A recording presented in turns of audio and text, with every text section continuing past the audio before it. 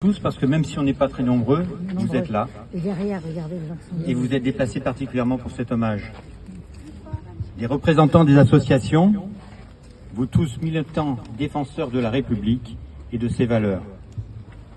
Le 16 octobre 2020, Samuel Paty tombait sous le couteau d'un islamiste armé par la vindicte organisée de la mouvance islamique des réseaux sociaux. Nous sommes ici pour la mémoire de Samuel Paty. Nous sommes venus lui rendre hommage et nos pensées vont aussi à sa famille et à ses proches. Il y a eu d'autres assassinats, d'autres drames, comme ceux de Dominique Bernard qui a été cité tout à l'heure, ou Jonathan Sandler. Pourquoi Samuel Paty a une signification particulière? Bien qu'il n'y ait pas de hiérarchie dans ces horreurs, c'est celui qui a été le plus révélateur du symbole qui a été attaqué. L'explication des loups solitaires, des déséquilibrés, dans ce cas précis, ne fonctionnait plus, mais absolument plus. Samuel Paty a été assassiné parce qu'il faisait son métier de former à nos valeurs issues des droits humains. J'avais écrit les droits de l'homme, mais personne n'a dit. Oui, bien, c'est bien. Beaucoup de féministes. Je pense que ces assassinats d'enseignants nous font prendre conscience et montrent sans ambiguïté aucune à ceux qui hésitent encore les mobiles communs de ces assassinats. Ce qui a été attaqué pour faire taire, pour terroriser, ce sont nos valeurs républicaines fondamentales. Ce qu'a fait l'enseignant, c'est transmettre. Pas très long. Transmettre quoi? Les valeurs de la République, les droits de l'homme, mais aussi la passion, l'amour, l'égalité homme-femme, femme-homme, l'histoire, le droit de critiquer, de réfléchir. L'école, c'est le creuset de l'émancipation, de sa religion, de sa communauté, sa famille. On apprend à réfléchir par soi-même. La liberté individuelle, opposée à une vision idéologique d'un groupe communautaire où l'individu n'existe pas, comme le dit Sonia Zadig.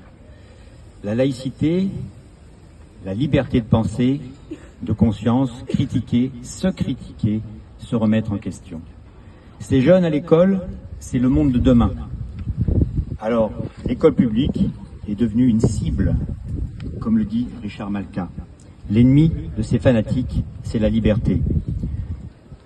Opposés à la soumission et à la démitude, nous sommes.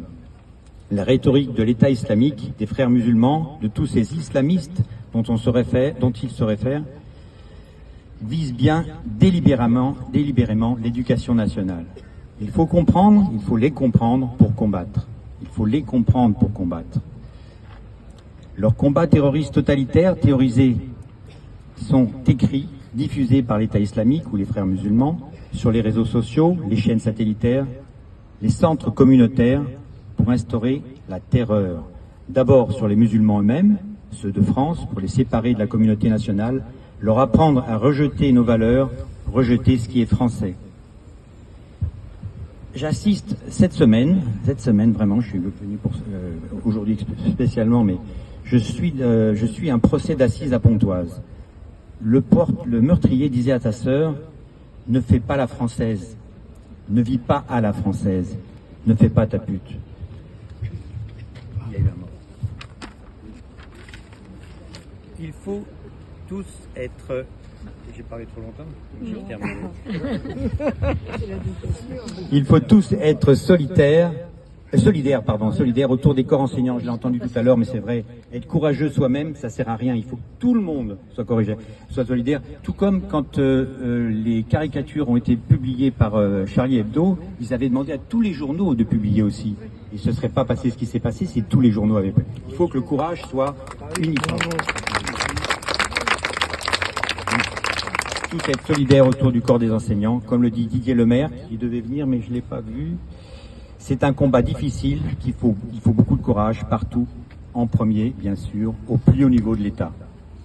Le pas de vague n'a plus lieu d'être. Nous affirmons donc notre solidarité avec les enseignants, le personnel enseignant, les étudiants, les élèves qui subissent des pressions, intimidations et menaces. Faisons en sorte que les enseignants puissent faire leur métier et que leur hiérarchie les soutienne, que l'État soit un pilier indéfectible de nos premiers défenseurs de la République. J'ai terminé, je voulais rappeler ce que dit Didier Lemaire, qui ne croit plus justement à ce que l'État est un pilier. Il pense que c'est la société civile, donc nous, à agir et à obliger l'État à agir ensuite.